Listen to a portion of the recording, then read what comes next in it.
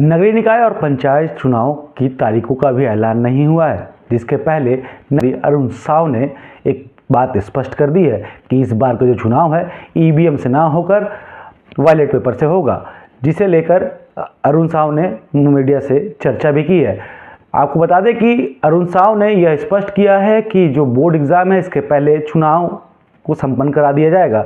रही बात कि 11 जनवरी से पहले कवायद लगाई जा रही हैं कि आदर्श आचार संहिता लागू की जाएगी, जिसके बाद चुनाव को संपन्न कराया जाएगा। निर्वाचन आयोग भी इस कवायद में जुट गया है। क्या कह रहे हैं अरुण साव, जरा सुनिए।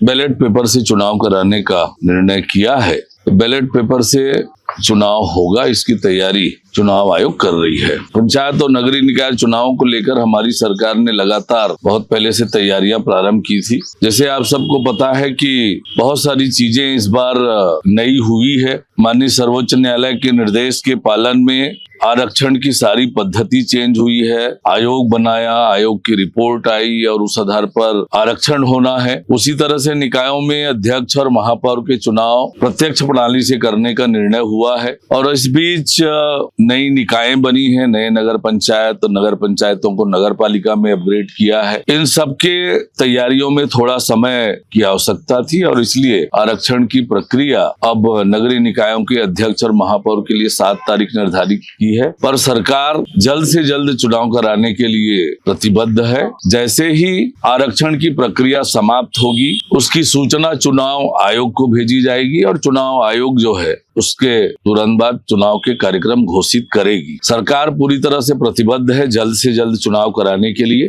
पर कुछ नई व्यवस्थाएं हमने की है, उसके कारण थोड़ा समय लग रहा है। जैसे आपको बताया कि कई नियमों में परिवर्तन किया है। प्रत्यक्ष प्रणाली से चुनाव, सर्वोच्च न्यायालय के निर्देश पर ओबीसी रिजर्वेशन के लिए नई व्यवस्था और एक और महत्वपूर्ण व्यवस्था कानून में परिवर्तन करके हमने की। पहले साल भर में एक बार मतदाता सूची बनता था, अब इस बार हर 3 महीने में मतदाता सूची उस हिसाब से बनाने का निर्णय किया, ताकि ज्यादा से ज्यादा जो नए मतदाता हैं, जो छूटे होते हैं, उनको हर 3 महीने में नाम जोड़ने का अवसर मिल जाए।